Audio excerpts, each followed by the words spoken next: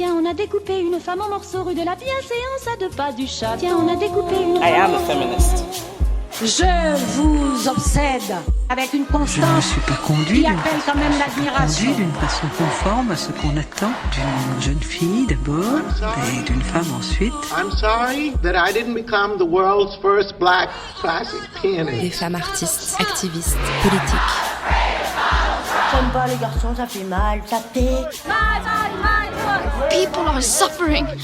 People are dying. How dare you? C'est même pas la faute des juges, c'est le système. J'irai où je veux, je tracerai ma route.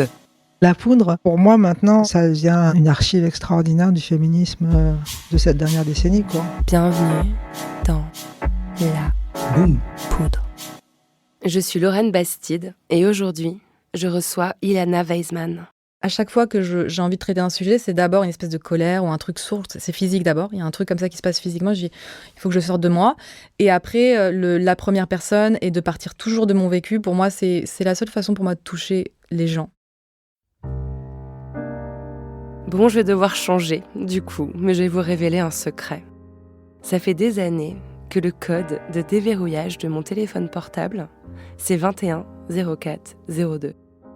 Je vous le dis pour vous faire comprendre à quel point cette date m'a marquée. Le 21 avril 2002, c'est le jour où Le Pen, le papa, Jean-Marie, est arrivé au second tour de la présidentielle. Cette date a été un séisme pour moi et pour pas mal de gens de ma génération. J'avais 21 ans, j'étais étudiante à Sciences Po Strasbourg et bizarrement, je n'étais pas encore politisée. J'étais juste une bonne élève qui aimait l'histoire et qui rêvait de devenir journaliste. Le FN, aux portes de l'Élysée, ça a été un déclic. Ce furent mes premières manifs. Ensuite, j'ai commencé à militer au sein d'associations et à affûter mes positions politiques. Pourquoi je vous raconte ça ? Parce que je regrette l'époque où le FN au pouvoir nous terrifiait, nous mettait en rage, nous jetait dans les rues. Parce que je regrette mon enfance des années 80, où Jean-Marie Le Pen était le diable pour tout le monde, pour les médias, pour ma famille qui n'était même pas très politisée. Et je me souviens très bien pourquoi il était le diable.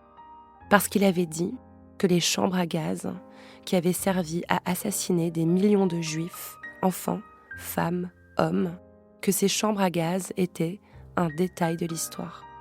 Il avait été condamné pour ça. À l'époque, on ne badinait pas avec ça. À l'époque, on ne faisait pas mumuse avec l'antisémitisme. Plus tard, en 2002, les choses étaient encore claires pour moi et pour mes potes. L'extrême droite, c'est la haine. Des juifs, des arabes, des homosexuels, des femmes. Ce que raconte mon invitée d'aujourd'hui, Ilana Weisman, c'est un glissement fatal qui s'opère en France depuis 2 décennies. La montée d'une certaine tolérance à gauche pour l'antisémitisme. L'instrumentalisation de cette haine à droite à des fins islamophobes. Et au final, la perte de repères politiques pour une population entière. Avec Ilana Weisman, on a parlé de postpartum, d'Israël et de Mélenchon.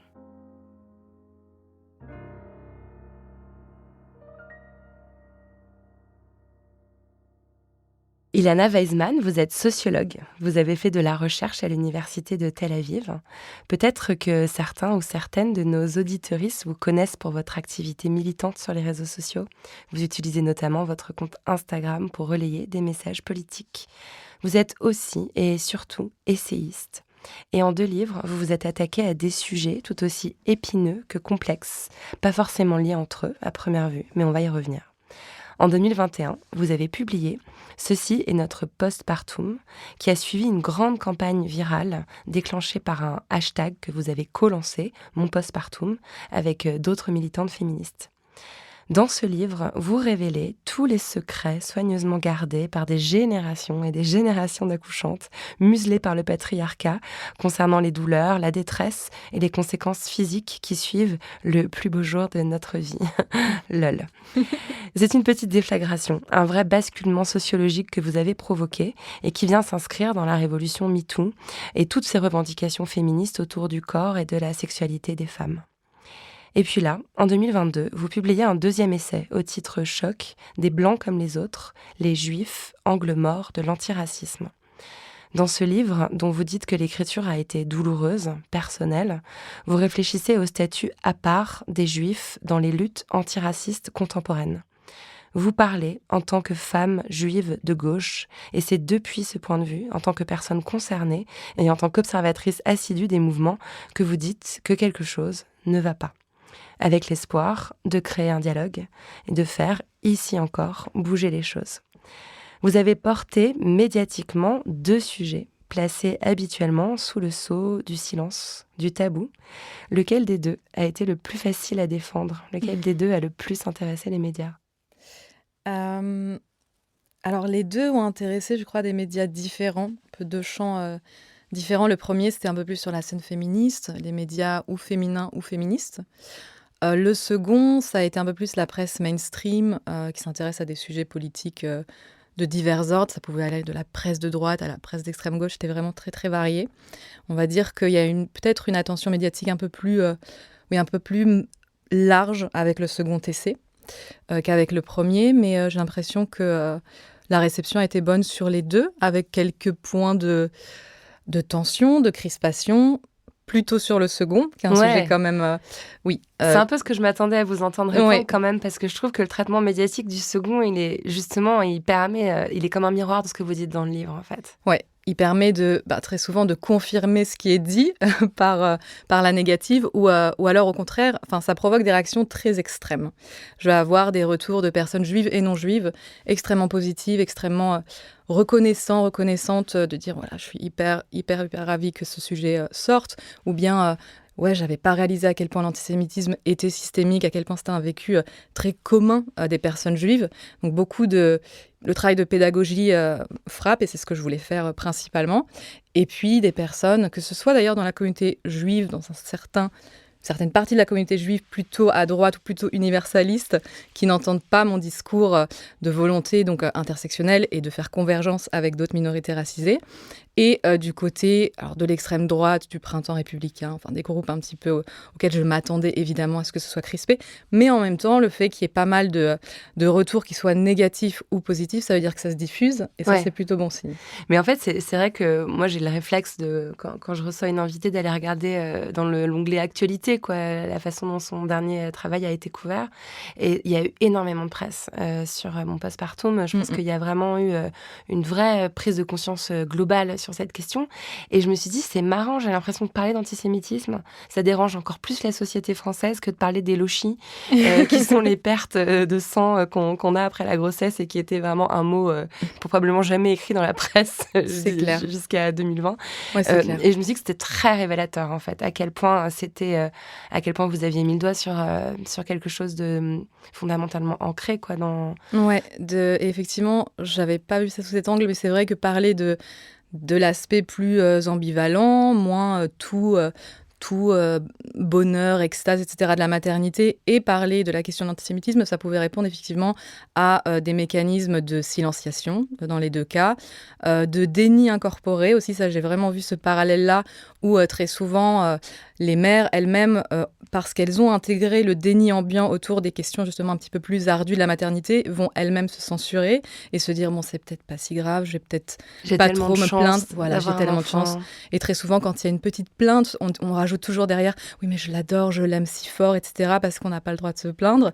Et je remarque justement avec cet essai, beaucoup de personnes juives viennent m'écrire et me disent merci, parce qu'en fait, je me rends compte que moi-même, je me suis censurée sur mon vécu de l'antisémitisme. Moi-même, je me suis dit bon, peut-être que je suis un peu parano sur ce moment-là, peut-être que je me victimise, comme on dit très souvent. Bon, faut arrêter de parler de ça, etc. C'est pas un racisme qui est si opérant au quotidien. Et en fait, en lisant le livre, et parce que je parle dans mes 2 livres à la première personne, ça c'est quelque chose qui est super important pour moi, de toujours m'exprimer en partant de mon expérience individuelle. Ça permet aux gens de se reconnaître aussi en miroir et de dire, ça les autorise quelque part aussi à elles ou eux de parler de leur vécu. Et c'est vrai qu'il y a un processus assez similaire sur les 2 sujets, même si c'est des sujets complètement différents finalement. Ouais, les parallèles sont nombreux. D'ailleurs, il y a aussi un autre endroit où je trouvais intéressant, c'est un parallèle que vous avez tracé vous-même, en disant que vous vous attendiez à ce que la révolution féministe ait lieu peut-être pas pour notre génération, mais dans celle, la suivante ou celle d'après, dans un futur assez proche. Par contre, vous n'avez pas un espoir aussi grand concernant la lutte contre l'antisémitisme dans la société. Ouais. Ça, je trouve ça encore une fois assez vertigineux de vous entendre dire ça. Oui, alors et les luttes antiracistes au global, en réalité, c'est vrai que c'est difficile d'imaginer une société post-raciste, tout simplement, parce que, et puis en l'occurrence, moi je parle d'antisémitisme puisque c'est mon vécu de concerné, c'est le plus vieux des racismes, c'est d'abord qui était une haine religieuse avant d'être un racisme, et qui a des millénaires, quoi. Il y a des historiens qui le font remonter à l'Antiquité pré-chrétienne, après ça se cristallise véritablement au moment de l'avènement de la chrétienté, mais c'est vrai que des systèmes qui sont aussi ancrés, qui sont aussi pérennes, et qui finalement infuse et parfois se manifeste à l'insu des personnes qui portent en elles des biais racistes ou antisémites. J'ai du mal à imaginer qu'un jour on pourra se débarrasser de ce fléau-là. Maintenant, mon intention quand j'écris un livre comme celui-là ou quand je veux qu'il y ait convergence entre les luttes antiracistes, c'est de marginaliser au maximum les discours racistes, que les personnes qui portent ces discours ne se sentent pas à l'aise. Voilà, on ne peut plus rien dire. Effectivement, on ne peut plus rien dire. Fermez-la. Et c'est vraiment de dire ça existera toujours a priori, en tout cas à court, au long et à long terme. Là, je n'ai pas l'impression qu'on va pouvoir complètement s'en débarrasser, mais que ce soit au maximum à la marge et qu'ils se sentent pas autorisés à avoir ce type de discours. Alors qu'effectivement, la lutte féministe, même si effectivement on voit qu'il y a des backlash, on voit qu'il y a des pas en arrière, que ça avance, et puis parfois on se dit mais attends, mais à quoi ça sert ? On a l'impression que ça avance, et puis d'un coup quelque chose qui va arriver, on va se dire mais en fait ça sert à rien, on n'avance pas. J'ai quand même l'impression qu'on va avoir quelque chose de l'ordre du progrès, et j'ai plus d'espoir, même si effectivement je pense pas que notre génération on verra tomber le patriarcat, faut pas se leurrer, mais en tout cas on va vers quelque chose de positif, j'ai l'impression, et les discours avancent.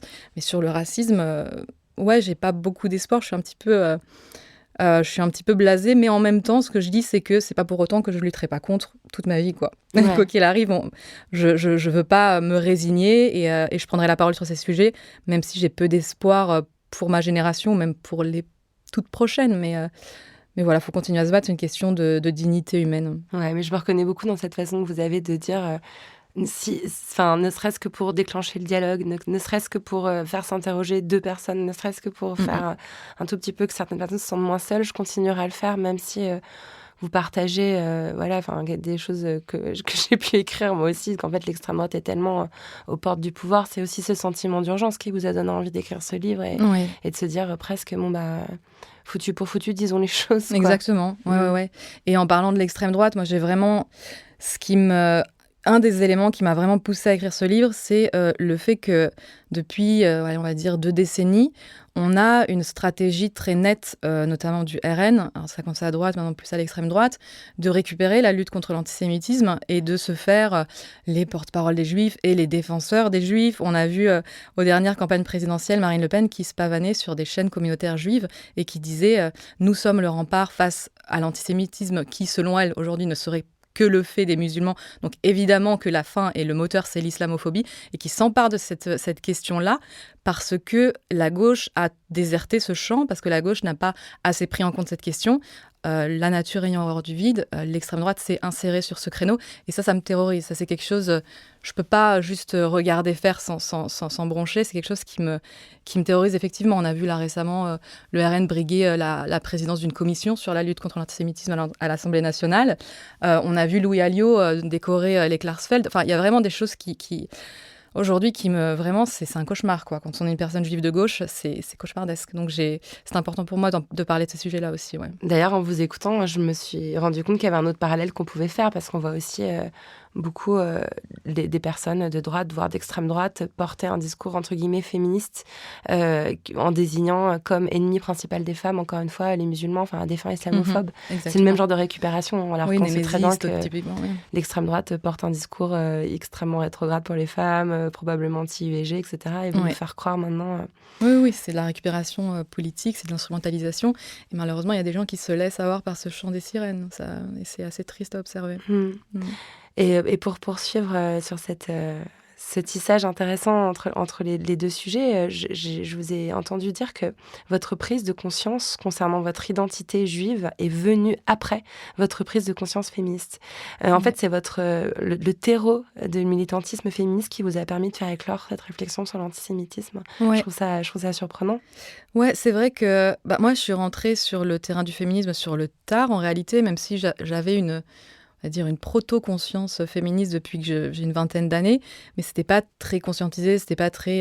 j'avais pas forcément lu énormément de choses, j'avais pas vraiment creusé la question, mais moi, je suis vraiment rentrée sur le terrain du féminisme avec la maternité d'abord, ça a vraiment été mon prisme, c'est le moment où je deviens mère, et là, je réalise toutes les injonctions qui pèsent sur les femmes et sur les mères, parce que le statut de mère étant un petit peu la quintessence de la condition féminine dans une société patriarcale. Donc, c'est vraiment ce moment-là où il faut être une amante, une mère, il faut toujours être belle, désirable, etc. Il ne faut pas avoir de marque de la grossesse, il faut vite retrouver son poids pré-grossesse, etc. Donc, c'est vraiment là où je réalise le poids, la globalité vraiment où je réalise que j'appartiens à cette classe des femmes et par la classe des mères, en fait. Et ce qui est intéressant, et c'est aussi là qu'on peut parler d'intersectionnalité, c'est vraiment ce moment où finalement je commence à m'intéresser. Alors, j'ai vécu l'antisémitisme depuis que j'ai l'âge de 9 ans. Donc, c'est pas nouveau pour moi, je sais ce que j'ai vécu, mais encore une fois, c'est un petit peu vaporeux, c'est pas vraiment très net. Il y a même des occurrences de mon vécu que j'ai complètement occultées, qui me sont remontées en écrivant le livre. Je faisais des cauchemars la nuit, je me réveillais, je me rappelais de tel camarade de classe qui avait dit telle chose, ou tel ex-petite amie qui m'avait exotisé à un moment. C'est des choses qui me sont revenues pendant l'écriture. Donc je me rends compte qu'en fait, j'ai occulté plein de choses. Et c'est vraiment au moment où je prends la parole sur le féminisme que par touche va éclore comme ça cette espèce de prise de conscience. Alors c'est pas on va dire que c'est pas nouveau, c'est pas quelque chose de complètement neuf, mais ça se conscientise et ça se structure beaucoup plus fortement au moment où je suis plus active sur la question du féminisme. Et c'est là où effectivement on parle d'intersectionnalité, où une discrimination, une oppression va réactiver la prise de conscience de cette oppression, en tout cas va activer la prise de conscience d'une autre. Et ça s'alimente après l'un et l'autre et ça ne s'arrête plus, quoi. C'est vraiment... c'est une flamme après qui... ça peut plus... ça s'éteint plus, ça s'arrête plus à vie, je pense. Il n'y a pas de retour quand on commence à voir le monde par ce prisme-là. Ouais. Et à affiner en fait son identité, c'était aussi une façon de venir apporter une complexité à votre identité de femme. Oui, tout à fait. Tout à fait. Et puis après, en plus, par les lectures aussi, j'ai aussi pu observer des similarités aussi entre le sexisme et l'antisémitisme. Il y a ces tropes antisémites autour de l'homme juif qui ne serait pas vraiment un homme, qui serait une semi-femme, qui n'aurait pas une virilité assez développée. Et il y a un peu cette question du genre où la femme juive qui aurait des attraits masculins, qui serait une belle femme pour un petit peu pervertir les hommes et pervertir les sociétés dans lesquelles elles s'inscrivent. Il y a cette histoire de genre qui n'est pas très très claire dans le judaïsme et qui est assez intéressant. Il y a une fluidité du genre dans le judaïsme qui est hyper intéressant à observer et qui du coup va recouper aussi sur les questions du féminisme et du genre. C'est passionnant. Mais après, ça me fait penser aussi à Edouard Saïd, la façon dont le genre et la race de toute façon se nourrissent l'une de l'autre. Ouais. Alors, je voudrais quand même qu'on fasse ce petit retour en arrière qu'on aime bien faire dans la poudre. Vous avez grandi à Joinville. Joinville-le-Pont. À Joinville-le-Pont. Ouais, j'ai grandi à Joinville-le-Pont et un petit peu à Nogent-sur-Marne. Mais la plus grosse partie de mon enfance et de ma jeunesse, c'est Joinville-le-Pont. Ouais. Et c'était comment alors cette enfance à Joinville? C'est une petite ville assez paisible, assez tranquille. Moi, j'ai grandi dans une famille traditionnaliste juive, donc vraiment vie juive très riche. La petite synagogue du quartier, le Talmud Torah qui est l'équivalent du catéchisme le dimanche matin. Mes petites copines, mon école maternelle, tout à proximité, vraiment un petit village comme ça, donc une enfance assez tranquille. Mais bon, je raconte dans le livre qu'effectivement, ma première expérience de l'antisémitisme, elle apparaît à 9 ans, donc quand même des petites choses difficiles pour une gamine de cet âge-là. En fait, ce qui est assez intéressant, et ça, c'est un vécu très commun aux personnes racisées, c'est le moment en fait où on prend conscience de sa différence par le regard hostile et aliénant de l'autre. Donc c'est un petit peu l'idée que moi, encore une fois, je le disais, j'ai une vie très très juive, c'est-à-dire qu'il y a des personnes qui sont plus assimilées, qui n'ont pas forcément de repères ou qui n'ont pas forcément une idée de leur identité juive. Mais moi, en l'occurrence, vraiment depuis toute petite, mes parents étaient très croyants, sont très croyants. évidemment. Il y avait l'idée de Dieu, on me l'a inculqué très très tôt. Aujourd'hui, j'y crois plus, mais en tout cas, à cette époque-là, oui. J'allais à la synagogue, je faisais les fêtes juives, on faisait le Shabbat. C'était vraiment... Bon, j'avais une vie très juive, en fait. Mais le moment où je réalise que je suis juive, c'est le moment où on me dit sale juive. C'est pas avant. C'est ce moment où dans la cour d'école, il y a une gamine, une camarade de classe qui dit ne joue pas avec Ilana, c'est une sale juive. Et j'entends ça, j'ai 9 ans, donc je suis toute petite, quoi. Je suis vraiment une petite fille. Et je sens vraiment ce truc physique à l'intérieur, cette espèce de... comme une vague de chaleur qui monte, un picotement. Je ne comprends pas ce qu'elle me dit, en fait. Je comprends juste qu'elle m'insulte. Je vois bien que c'est une insulte, qu'elle me rejette, en fait.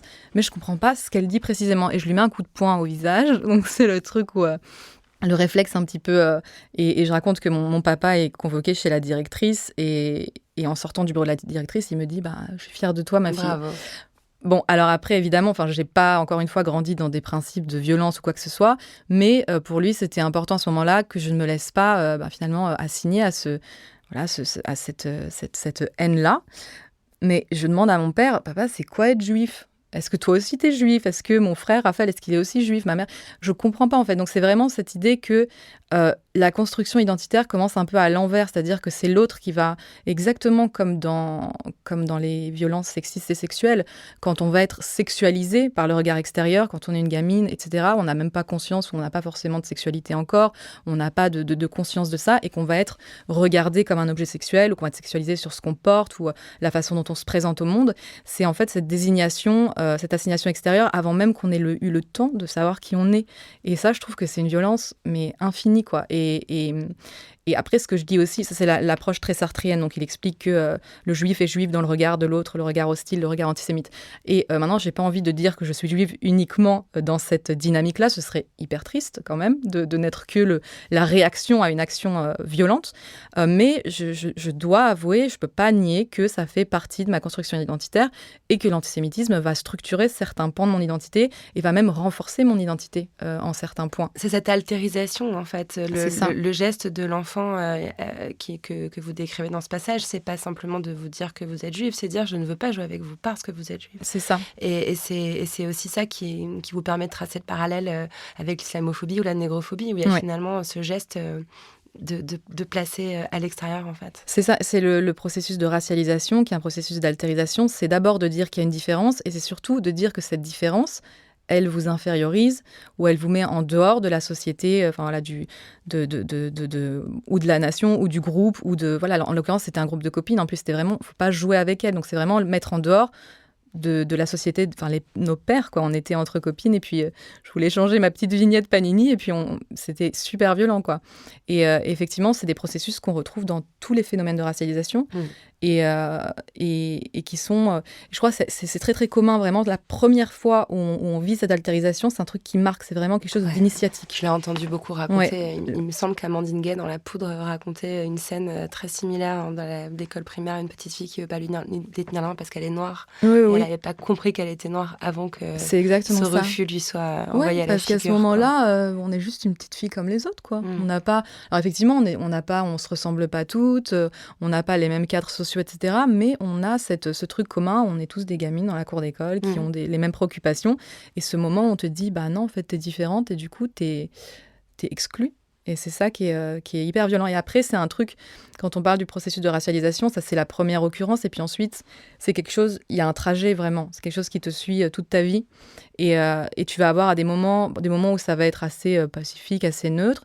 Mais tu vas toujours être appelé à l'ordre à un moment ou à un autre, dans une relation romantique, dans un cadre amical, au travail, peu importe. Moi, si je reprends, je tire vraiment le fil de mon vécu de l'antisémitisme dans l'essai. J'ai des occurrences presque chaque année. J'ai des moments clés, des moments très violents, des moments un peu plus insidieux, mais en tout cas, ça fait vraiment un système, quoi. Ilana, est-ce que vous êtes née femme ou est-ce que vous l'êtes devenue ? C'est compliqué cette question. Moi, je suis une femme cis, donc je me reconnais dans le genre qui m'a été assigné à la naissance, mais je le suis devenue, évidemment. Ouais. Je le suis devenue, en tout cas dans les termes, j'ai pas choisi mes expressions de genre, j'ai suivi j'ai suivi un petit peu le scénario, quoi. J'ai suivi le truc qui était dicté, que ce soit comment me présenter, à quoi ressembler, etc. Et puis qu'est-ce que c'est être une bonne mère, et qu'est-ce que c'est être une bonne épouse, et qu'est-ce que c'est être une bonne amante. Évidemment que j'ai suivi un script, quoi. Donc, je le suis devenue. J'essaie de déconstruire certaines choses, mais c'est pas toujours évident. Ouais. C'est ça, on tente de moins l'être, en fait, dans le féminisme. Ouais. Je vous ai entendu dire que votre choix de faire des études en sociologie avait complètement bouleversé votre rapport au monde. Est-ce que vous pouvez nous décrire ce moment de rupture et pourquoi vous êtes orientée dans cette direction-là ? C'était vraiment par hasard, je me rappelle, c'était une amie à moi qui s'appelait Yasmina, on était ensemble en BTS et puis je savais pas quoi faire de ma vie à ce moment-là, on a terminé un BTS et puis elle me dit je me suis inscrite à la fac de socio à Marne-la-Vallée, viens tester un cours et tout, et j'y suis allée mais complètement par hasard et j'ai eu une espèce d'épiphanie, quoi. Je suis rentrée, je choisis des cours et je me rappelle ce qui m'avait vraiment... mais complètement fait exploser le cerveau, c'était l'anthropologie et la sociologie de la famille, où on commençait à décrire des systèmes dans le temps ou géographiquement familiaux qui étaient tout à fait différents de ceux qu'on connaissait.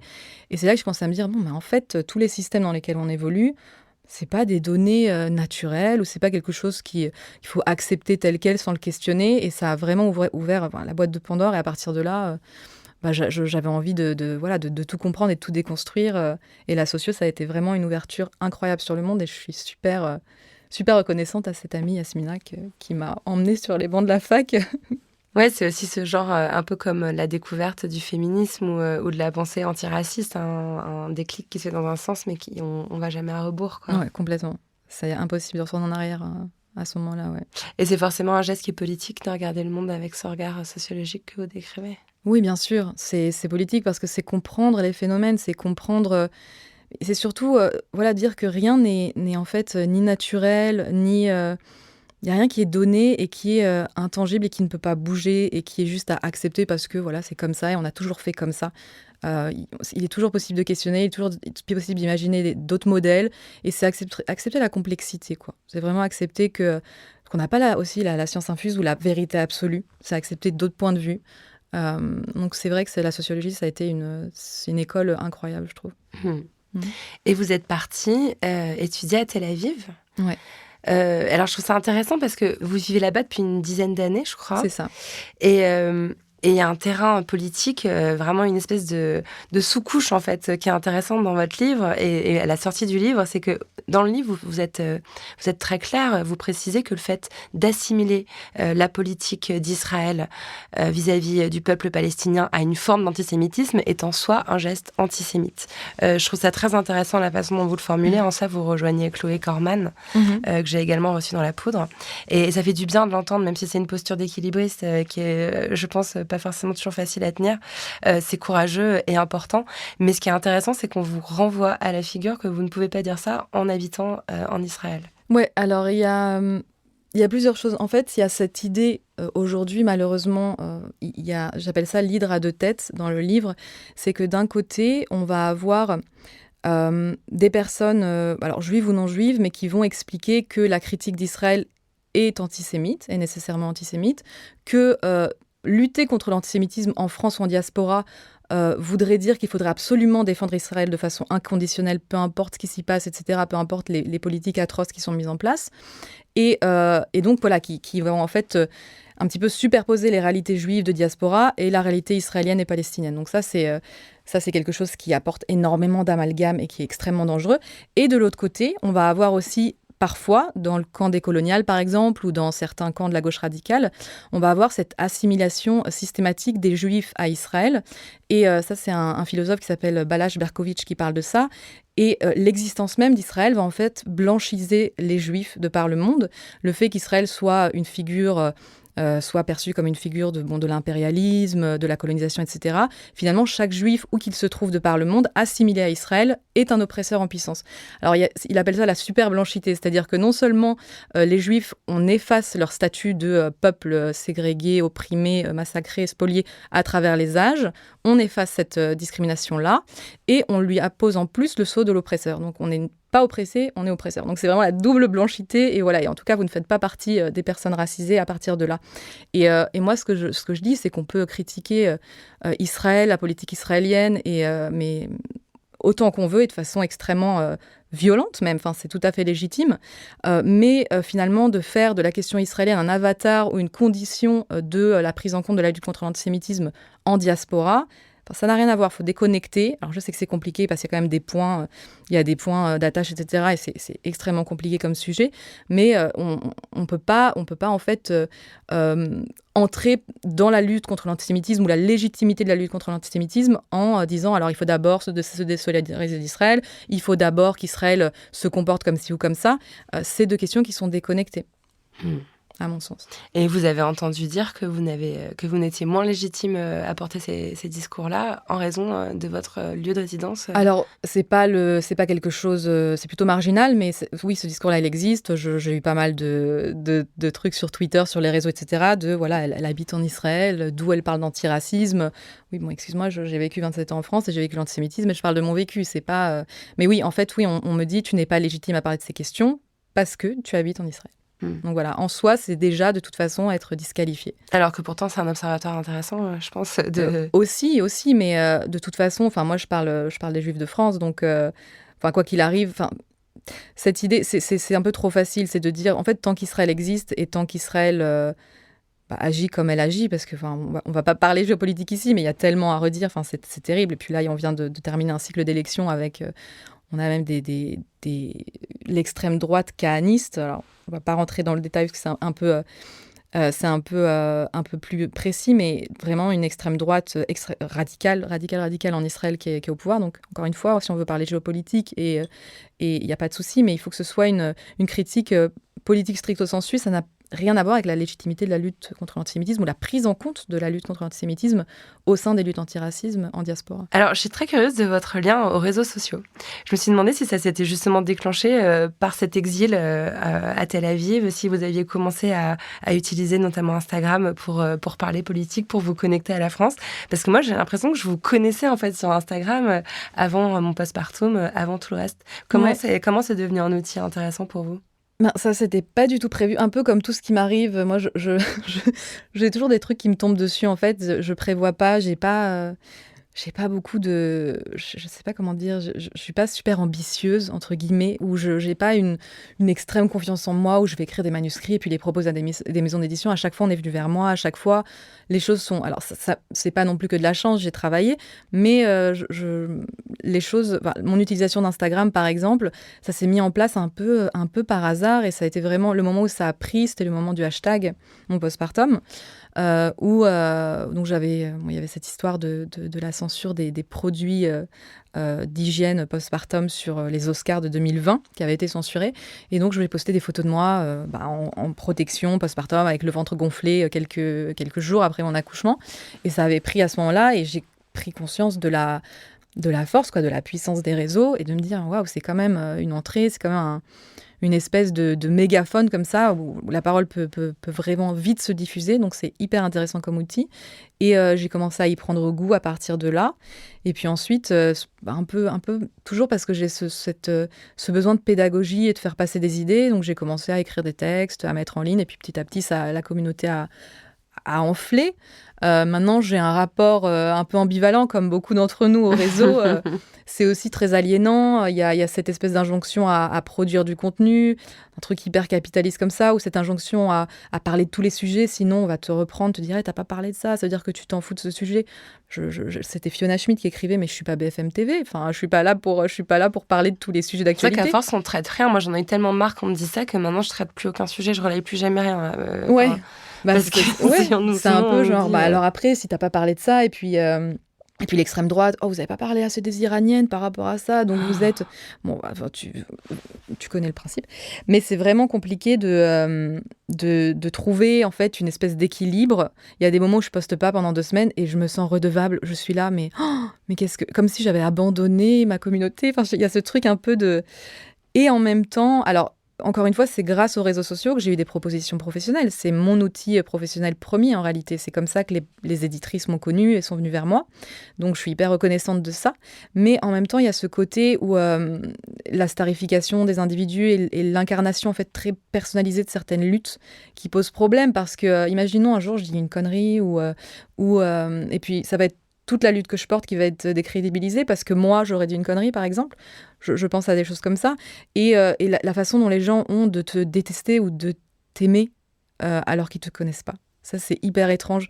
Ou des personnes qui vont te dire « Je vous adore, j'adore... » Il y a cette espèce de terrain comme ça un peu particulier où les gens ont l'impression de te connaître parce qu'effectivement, tu postes des éléments de ta vie, tu postes tes idées. Il y a des gens, je pense, qui me suivent sur les réseaux qui me connaissent mieux que des cousins ou des cousines à moi. Quoi, Mais vraiment... vous, en particulier, c'était aussi une question que j'avais envie de vous poser parce que tout le monde n'utilise pas forcément Instagram comme vous l'utilisez vous. Et vous l'avez dit tout à l'heure, c'est important pour vous de parler à la première personne. Dans vos livres, vous utilisez toujours ce jeu. Mais y compris sur les réseaux sociaux, il y a vraiment cet intime.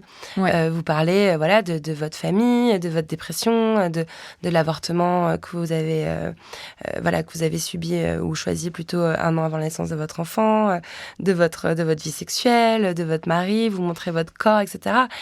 Mais ça vous fait rire, mais moi c'est comme ça, je suis là, waouh. Ça fait beaucoup, mais c'est vrai, tout est vrai. Non, c'est vrai. Thérapie conjugale, la culpabilité, les larmes, etc.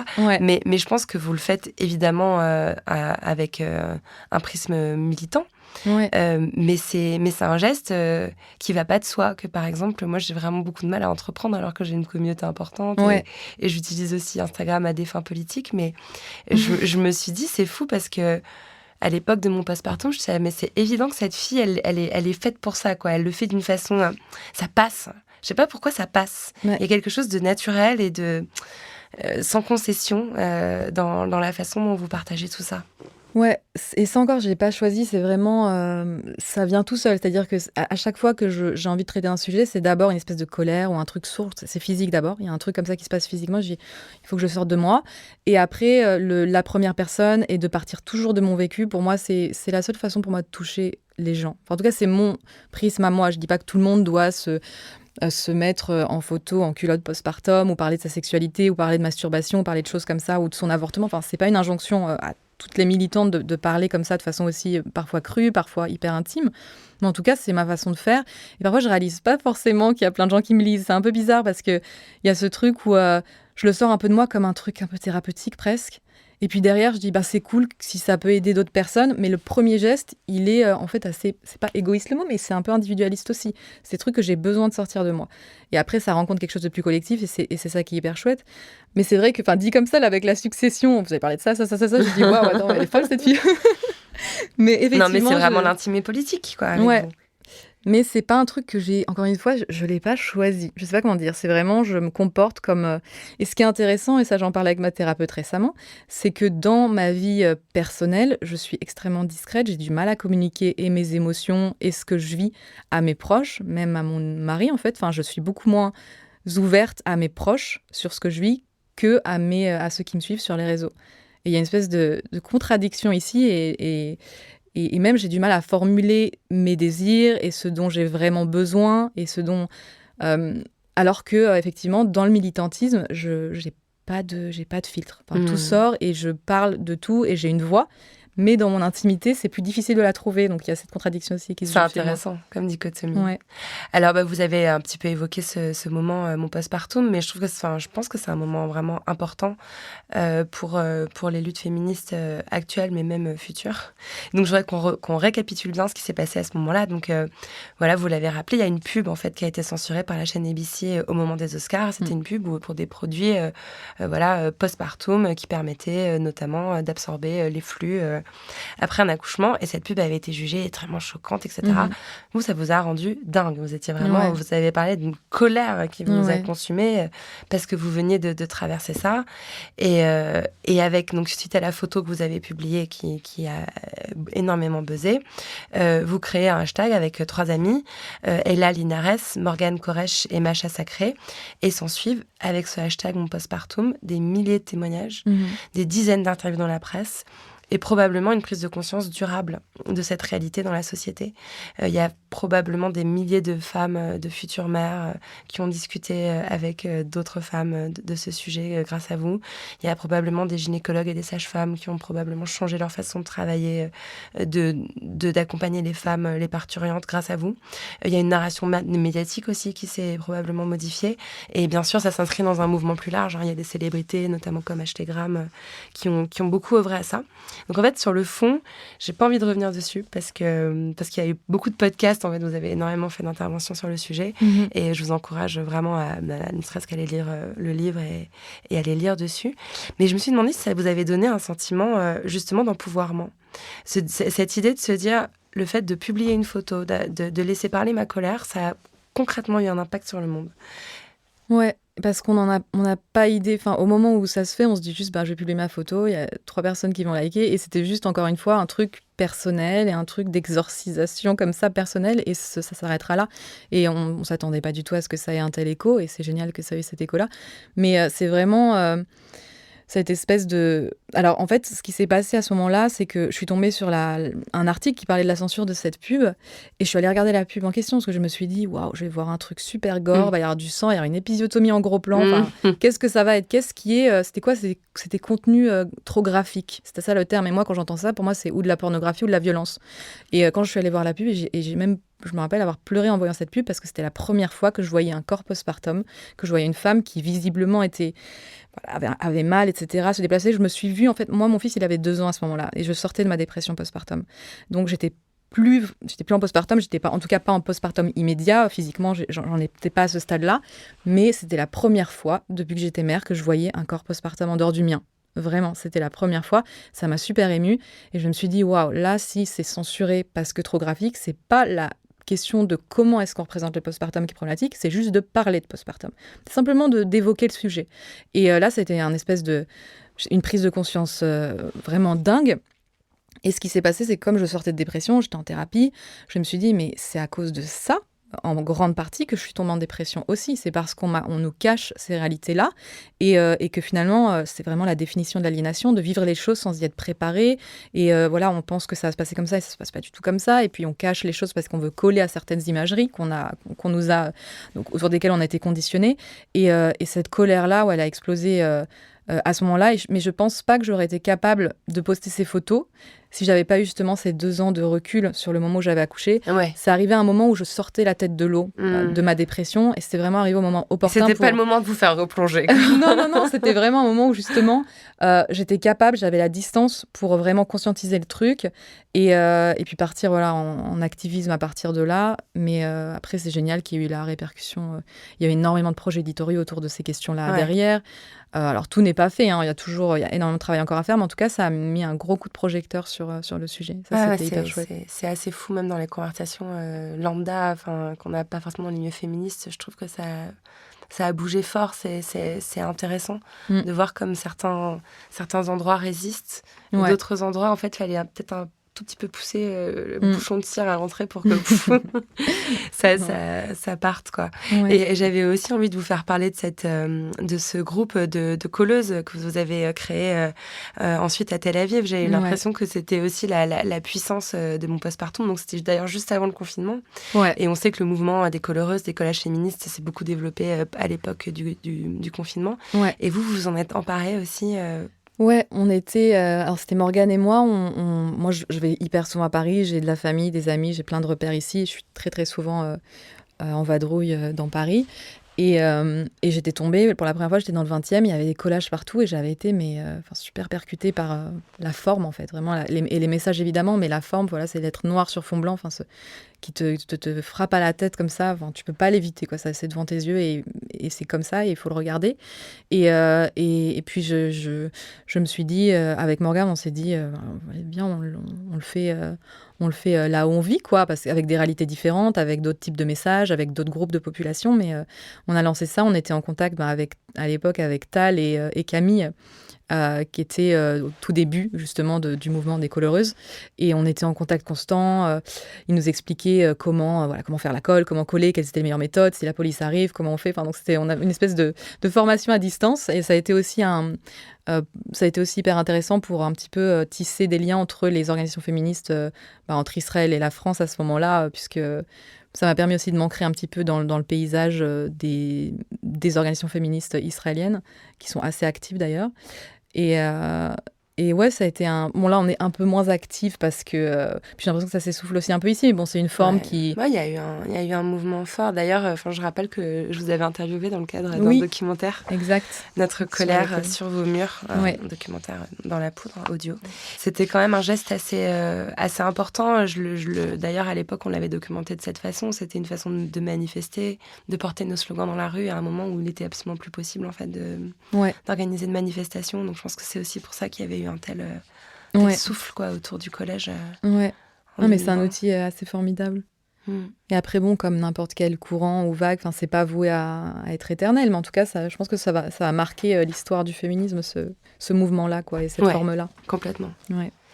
Et justement, on parlait de la crise du Covid, du confinement, et j'ai l'impression que votre dernier ouvrage aussi a pris racine dans une réflexion qui est née pendant le confinement, où vous avez vu se raviver en fait ces espèces de peurs, de rumeurs complotistes complètement irrationnelles concernant le juif empoisonneur de Puy, où on a vu circuler parmi les complotistes des théories antisémites. Est-ce que vous avez ressenti cette urgence aussi à ce moment-là d'écrire?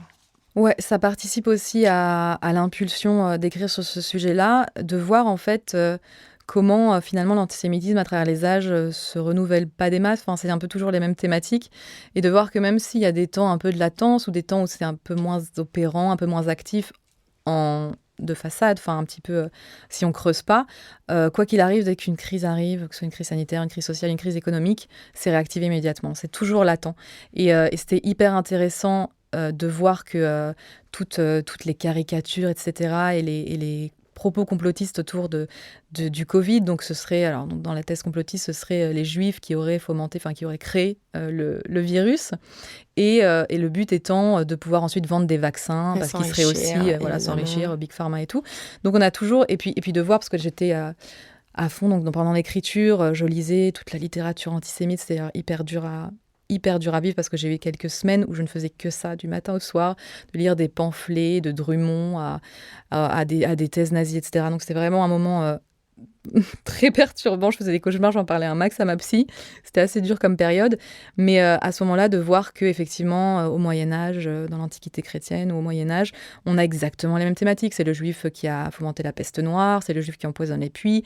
C'est en fait l'idée toujours que le juif est lui-même un virus qui vient pervertir la société et qui est aussi il transmet aussi les virus. Donc c'est toujours ce truc il y a beaucoup de caricatures antisémites avec des juifs qui ont la jaunisse, qui sont représentés sous forme dans les cercles sur les forums, etc., antisémites, qui ont une forme de virus, des choses comme ça. Ça, c'est une imagerie qui revient beaucoup.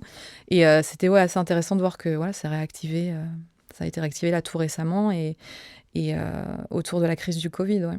Après, il n'y avait pas besoin de la crise du Covid. Il faut quand même rappeler un chiffre important. La population française est à 1% juive, et les juifs représentent les victimes d'un tiers des actes racistes. Donc il y a disproportion énorme. Bien sûr. Et l'antisémitisme, d'ailleurs, c'est accablant. On a beau avoir conscience de la réalité de l'antisémitisme quand on lit à quel point ça s'ancre dans des siècles et des siècles, voire des millénaires de mythologie. On comprend mieux votre sentiment de quelque chose en fait d'indéracinable, de tellement inconscient en fait qu'il est qui s'auto-alimente en permanence. Il y a pas, c'est une espèce de monstre en fait, et qui est, je crois, increvable honnêtement.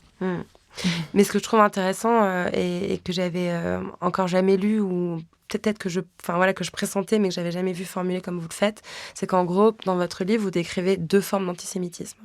Un antisémitisme d'extrême droite, ancré, contre lequel vous semblez dire que on peut rien puisqu'il est complètement constitutif de la pensée d'extrême droite, qui est une pensée fondamentalement raciste. Et un autre antisémitisme plus insidieux, plus invisible, qui vient de la gauche et l'extrême gauche.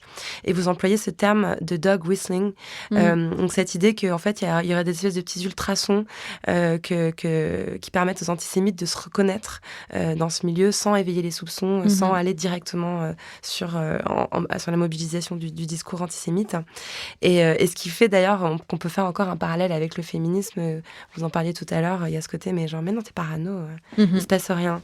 Et ça, vous l'avez notamment, ça fait mal concernant la France insoumise, la petite liste de toutes ces petites récurrences d'ultrasons qui donnent effectivement envie d'y réfléchir. Ouais, Et après, parfois, c'est à l'insu même des personnes. C'est-à-dire qu'à gauche, on voit qu'il y a certaines imageries, encore une fois, il y a vraiment une distinction entre un historien comme Michel Dreyfus parle d'antisémitisme de droite et d'antisémitisme à gauche. Parce que, comme vous le disiez tout de suite, il y a quelques secondes, à l'extrême droite, c'est quelque chose qui est essentiel, c'est quelque chose qui est une composante c'est l'ADN en fait de l'extrême droite. Donc de droite, structurant et voilà. À gauche, en fait, ça va être plus insidieux parce que parfois, en fait, les personnes ne se rendent même pas compte qu'elles sont traversées par ces biais, ne se rendent même pas compte que ce qu'elles disent est antisémite. Et il y a un peu... alors moi, je parle dans le livre de fragilité Goy, à ce point, dans cette thématique-là, que j'emprunte à Robin DiAngelo, qui est une sociologue américaine qui parle de fragilité blanche dans le cadre du racisme anti-noir aux États-Unis. Et c'est un petit peu cette idée qu'on peut trouver aussi d'ailleurs chez des mecs pseudo-déconstruits qui vont dire en fait, moi, je suis de gauche, moi, je suis progressiste, moi, je suis...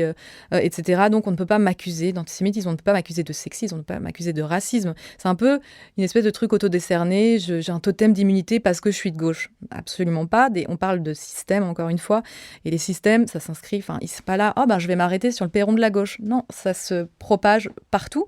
Alors, de façon différente, avec des actes et des propos qui ont des réalités et puis des conséquences différentes pour les personnes juives.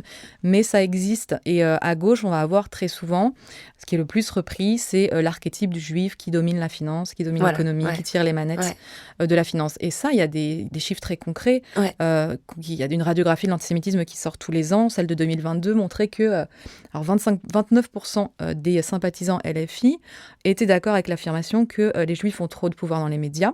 Et 34% étaient d'accord, donc 1 sur 3, étaient d'accord avec l'idée que les juifs ont trop de pouvoir dans la finance et l'économie. Donc on n'est pas sur quelque chose qui est marginal. On est sur quelque chose quand même qui est très visible. Alors, je ne dis pas... il faut faire attention parce que très souvent, on va nous dire « Mais attendez, vous ne pouvez pas dire que la LFI est antisémite ou que, par exemple, Mélenchon, qui a tel ou tel propos, est antisémite. » Je ne dis pas, je ne suis pas là pour donner des bonnets d'âne qui est antisémite, qui n'est pas antisémite. Je dis... Parfois, il y a des propos qui le sont. Ça veut dire que la personne est foncièrement antisémite ou ne lutte pas contre... Quand il dit « je lutte contre l'antisémitisme, je lutte contre le racisme », mais je le crois, mais ça, c'est des intentions. Après, quand on pointe du doigt des choses très concrètes, on a un déni et une crispation totale, et c'est ce que j'appelle la fragilité Goy. Complètement, et d'ailleurs, je trouve que le parallèle, il est très juste. Moi, par exemple, il y a des phrases, effectivement, avant de lire votre livre, avant d'avoir l'éducation que vous faites dans ce livre, concernant les finances et les stéréotypes sur les finances, j'aurais peut-être pas tilté sur le fait que c'est un trope antisémite d'employer cette expression. Et maintenant, je le sais. Et maintenant, je serai plus attentive. Mais ça me fait penser au moment où on a commencé à parler des blackface. Et on voyait des personnes dire « Mais attendez, moi, je me suis déguisée en Beyoncé parce que j'adore Beyoncé.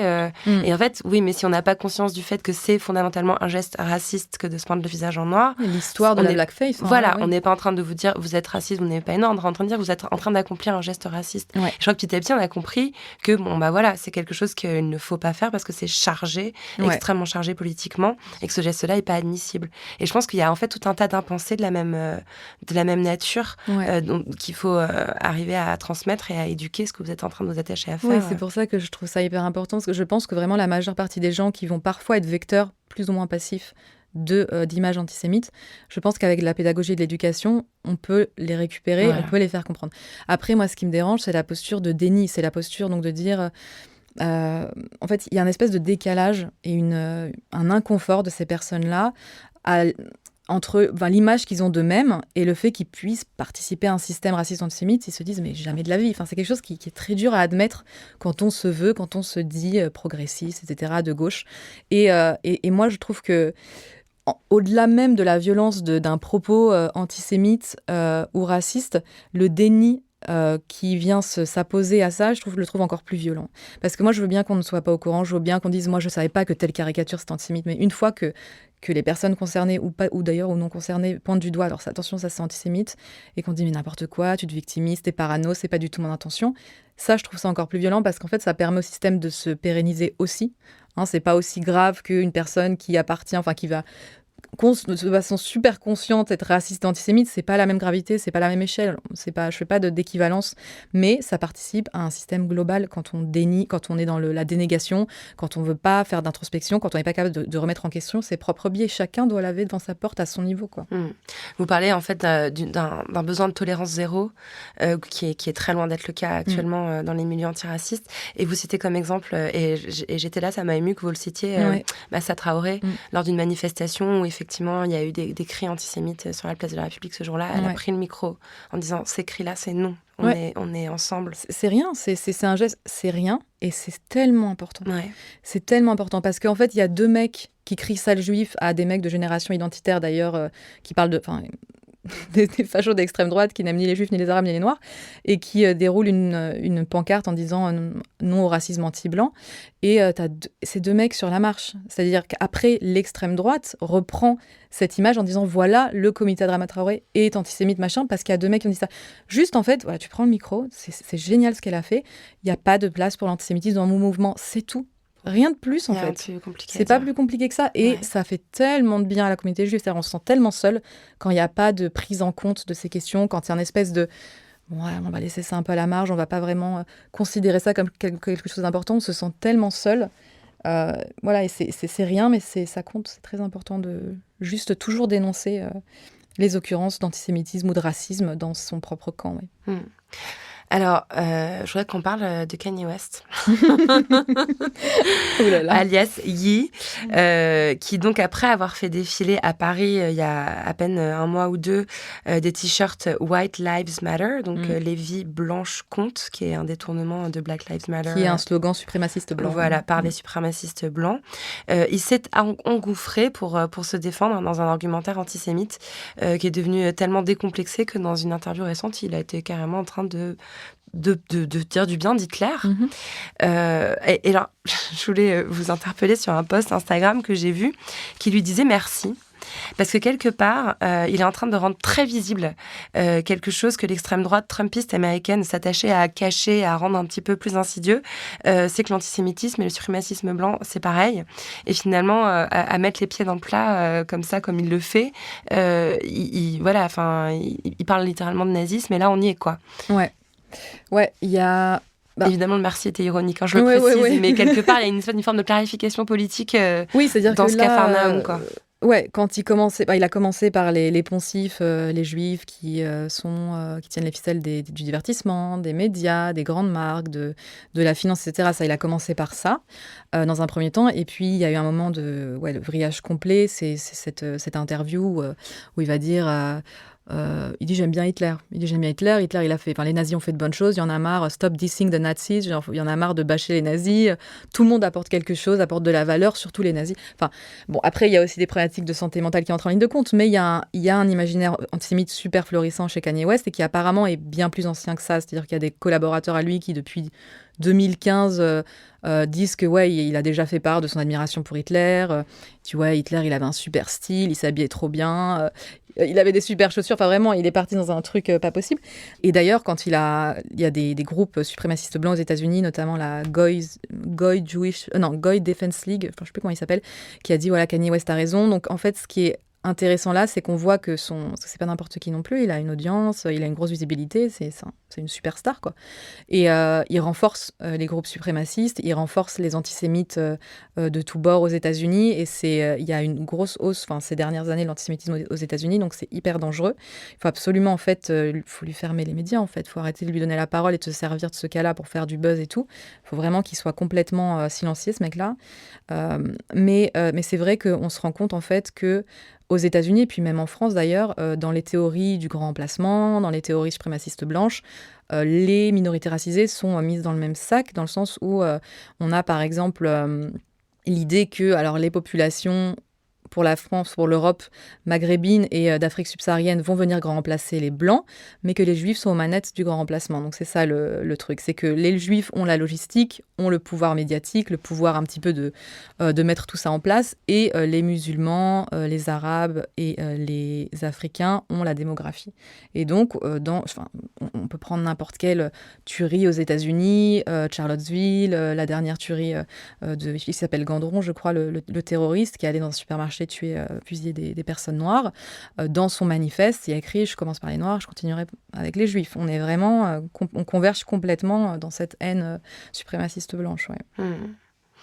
Il y a encore tellement de questions et en fait, je pense que c'est vraiment super important d'aller lire votre livre parce qu'il y a énormément de contenu historique et sociologique et surtout, il n'y a aucune concession qui est faite. C'est-à-dire que vous faites vraiment le tour des questions, notamment une espèce de frilosité qu'on observe dans la gauche française à nommer une forme d'antisémitisme qui émane de l'islamisme politique, comme si on avait, qu'on avait peur de rappeler que les attentats de Toulouse de Mohamed Merah étaient des attentats antisémites, que l'attentat de l'Hypercacher de 2015 était un attentat antisémite, de peur en fait, de la récupération islamophobe. Ouais. Mais quelque part, je trouve que c'est en fait c'est exactement comme quand on assimile le judaïsme et le sionisme, d'avoir peur qu'on glisse. Enfin, moi, je pars dans des considérations très glissantes, mais en tout cas, c'est aussi important de le rappeler que oui, ça existe et en même temps, en aucun cas, il faut transformer le fait de nommer ces violences en une islamophobie. L'instrumentalisation islamophobe, elle existe de fait. Elle existera de toute façon, que la gauche dénonce l'islamisme et le djihadisme et le terrorisme islamiste antisémite ou non.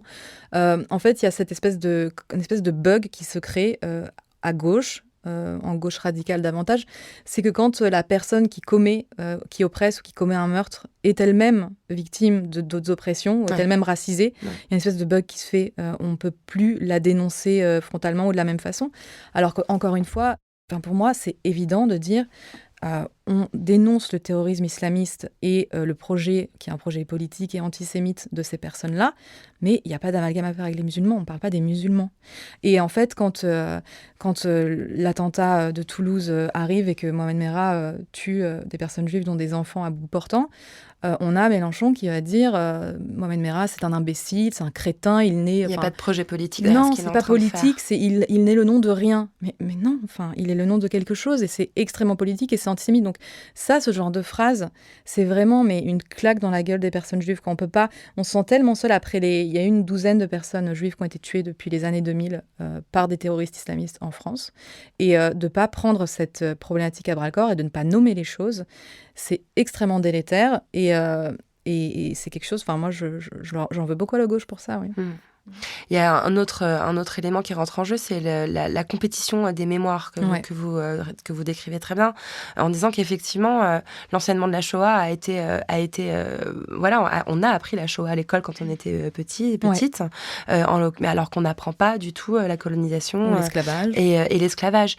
Et en fait, quelque part, vous êtes en train de dire que le travail de réparation qui a tenté d'être fait, en tout cas au niveau de l'éducation, parce que au niveau de la responsabilité de l'État français, on n'en est pas encore là, autour de la Shoah, devrait en fait être fait autour de l'esclavage et la colonisation pour sortir cette sorte de compétition des mémoires qui est souvent mise en avant quand il s'agit de d'échelonner les discriminations. Ouais, de dire on parle trop de ce groupe et on parle pas de tel groupe et puis aujourd'hui les victimes sont les musulmans, ne sont pas les juifs. Non, il y a des groupes de victimes. Il y a des groupes de victimes en parallèle. Aujourd'hui, effectivement, c'est les musulmans, l'islamophobie, c'est le racisme le plus opérant en France actuellement, et pas qu'en France. Mais, qui opère d'ailleurs selon des procédés très similaires à l'antisémitisme dans les années 30. C'est tout à fait comparable. C'est tout à fait. Et il y a vraiment cette idée, en fait, que finalement, on ne pourrait s'occuper que d'une population racisée. Qu'est-ce que ça veut dire ? Nous, je pense que regarder les oppressions et les souffrances de tous les groupes renforce tout le monde, en fait. C'est vraiment mon idée. Et effectivement, moi, je me rappelle quand j'étais au collège, on avait un cours d'éducation civique. Et je pense que dès le collège, il faudrait effectivement apprendre comment s'est construit le racisme, qu'est-ce que c'est le racisme, comment ça se manifeste, comment le racisme pseudo-scientifique a été mis en place à la fin du 19e siècle, quelle a été la responsabilité de la France ou des pays européens dans la colonisation, dans l'esclavage, vraiment enseigner toutes les souffrances et toutes les mémoires traumatiques. Ça me paraît hyper important. Mais moi, ce qui me dépasse, c'est quand on entend des personnes dire on parle trop des juifs. Mais en fait, c'est pas dans ce sens-là. On parle pas assez de nous, d'accord, mais c'est pas on parle trop des Juifs. On devrait parler de tout le monde, en fait. On devrait parler de toutes les souffrances. Et on peut pas accuser ou responsabiliser les Juifs du fait que, par exemple, on enseigne la Shoah. D'abord, ça n'a pas été immédiat. Hein. C'est un travail de lobbying, c'est un travail de longue haleine pour faire reconnaître, ne serait-ce que la participation de la France et la collaboration de la France à la Shoah. Enfin, c'est quelque chose qui s'est fait sur un temps long. Et moi, je voudrais juste qu'on dise, en fait, je voudrais qu'on travaille sur tout le monde, mais pas de dire on parle trop des Juifs. Hein, ça n'a aucun sens. C'est vraiment, c'est pas humain, quoi. Et c'est vrai que je parle avec beaucoup de personnes qui participent, qui sont partie prenante de groupes et féministes et antiracistes, et je vois qu'il y a quand même la majorité des personnes avec qui je parle ne sont pas dans ce discours-là. Il est quand même assez présent, cette compétition entre les mémoires et les souffrances. On le voit beaucoup sur les réseaux, mais je crois que la majorité des gens n'ont pas envie de ça, ont plus envie de regarder ce qui justement sont les similitudes entre les vécus et comment on peut se renforcer les uns les autres. En tout cas, c'est mon espoir pour la suite. Ouais. C'était ma dernière question, cette histoire d'espoir. Moi, je vous trouve tellement touchante que quand je vous entends dire en interview, mais ça, c'est rattrapable. Vous avez la conviction que tout ça, c'est rattrapable. Bah ouais, sinon je ferais pas ce que je fais. Sinon. Mais je pense honnêtement que c'est rattrapable, effectivement, et que la majeure partie des gens sont soit ignorants de ces questions, soit pas très éveillés sur le sujet, mais je pense effectivement que c'est rattrapable, et c'est des choses... Il y a juste l'idée que, faut qu'il y ait de l'écoute maintenant, parce qu'on parle. Il n'y a pas que moi qui parle de ces questions-là. On parle de plus en plus. Il y a de plus en plus de groupes politiques intersectionnels juifs. Il y a des groupes de collage de personnes juives à Marseille, partout. Il y a des groupes politiques comme le JJR, les Juifs et Juives révolutionnaires, les Juifs et Juives vénères, le RAR. Enfin, il y a vraiment plein de choses qui se passent ces dernières années. Il y a Chloé Corman qui a écrit « Tu ressembles à une juive » il y a quelques années. Donc, il y a de plus en plus de voix juives qui s'élèvent pour parler de ces questions-là. Et je crois que plus on va parler, et plus, à un moment donné, on sera forcé de nous écouter.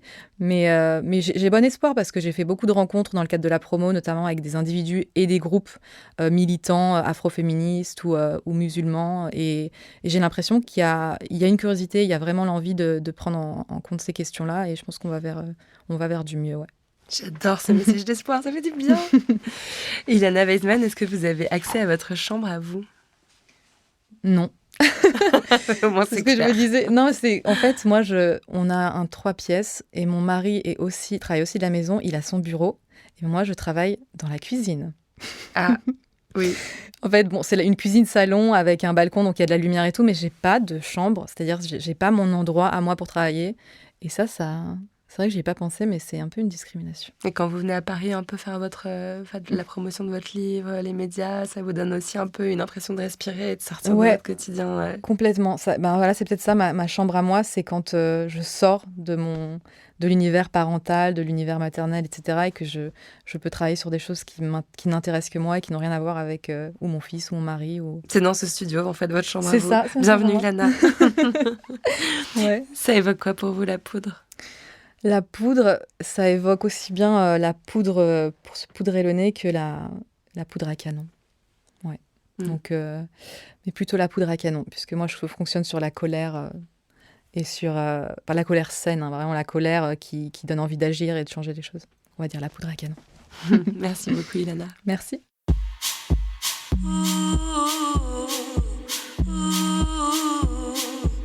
Merci à Ilana Weissman d'être venue faire parler La Poudre avec moi. La Poudre est un podcast de Lorraine Bastide, diffusé en exclusivité sur Spotify. À la production, Marie-Laurence Chéry, assistée de Claire Dizet. À la prise de son, Gabrielle de Nogent. Au montage et au mixage, Marion Emery. Un grand merci au studio Gong et à Karen Bunn. Le générique est une réalisation de Lorraine Bastide et Marion Emery sur une idée originale de Aurore Meyer-Mailleux et un tapis musical signé Bonnie Banane. Vous pouvez retrouver La Poudre sur les réseaux sociaux et nous y faire tous vos retours. Les livres associés à chaque épisode sont rassemblés sous le hashtag La Poudre lit. Merci pour votre écoute, prenez soin de vous et surtout, continuez de faire parler La Poudre.